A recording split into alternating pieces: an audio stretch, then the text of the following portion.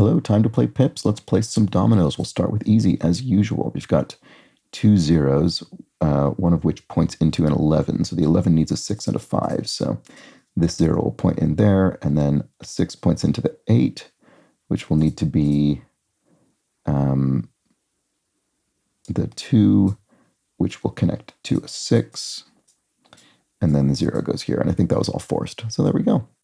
All right, we'll get right on to medium. Let's try this one. How does this go today? I might switch to just solving the hard soon because I don't really think these need much demonstration, to be totally honest.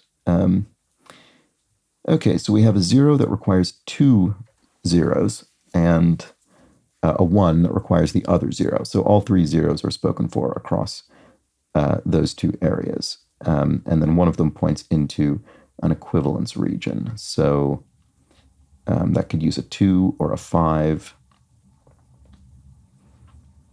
Let's see.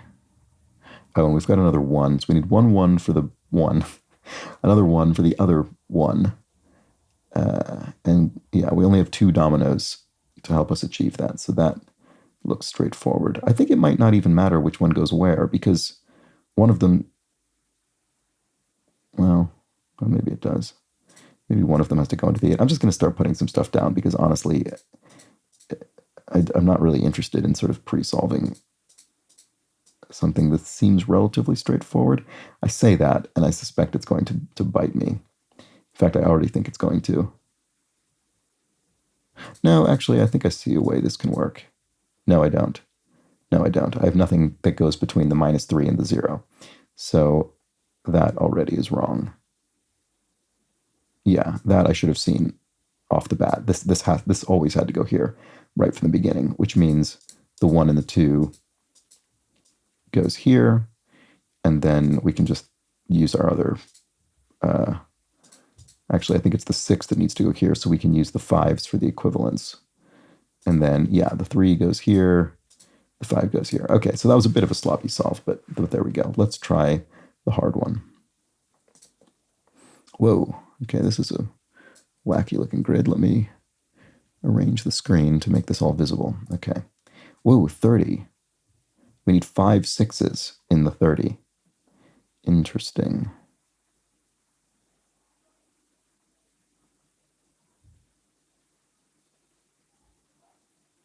Okay, I'm just looking at the pattern of how the dominoes go in the board. So we need a vertical one over on the left side here, then another one crossing that barrier here.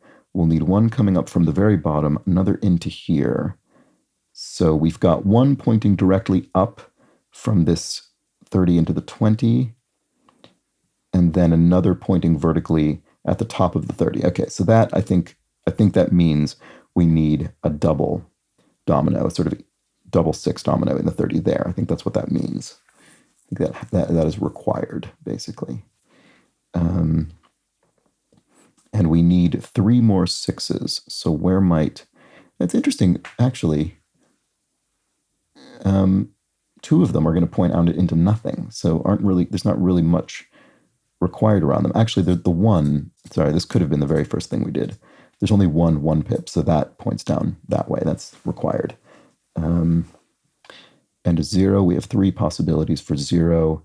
So the 0, 4 can't go up there because that would contradict our existing 4 in the inequivalence region. We've also got this 4, 20 region. And actually, are we using all of the 6s? 1, 2, 3, 4, 5. We are using all of our 6s in the 30, which means the 20 is nothing but 5s, all 5s all the time. Which means I think we need a double 5 here, right? Based on the arrangement we've already considered. Yeah, I think that's right. Okay. So we need another 5 poking up, which can't have a 4 on it, but we still have plenty of possibilities. Oh, and then we'll need a 5 and a 6, bridging the 20 and 30. So there's another thing we can do. Let's see. What about the 6 that points into this equivalence region? Could it be a 4? We need 1 4 up there. We could put another here. If we put a 4 there, we'd need a 4 into 0. That could work. That could work. What about 6 and a 3? We have a 3 and a 0. That could also work. And those are only two possibilities. Okay, interesting. So the 0, 5 doesn't go there. Doesn't necessarily tell me anything. I mean, we still have two other zeros where it could go. What about the 5 pointing up into the non-equivalence? I don't know. There's sort of all kinds of things I feel like we could be doing right now.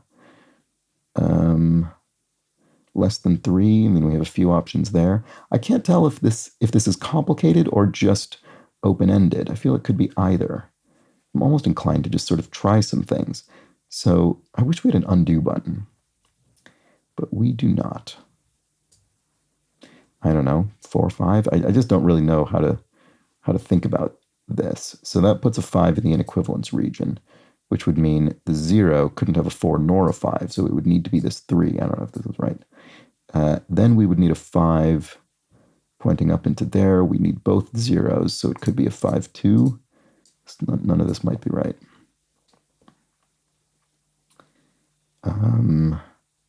Actually, we still need a less than 3, and given we have two zeros spoken for, it needs to be this 2 at this point. Hopefully that's fine. I think at this point we need the 6, 4 going over there, so the 4 can point into the 0.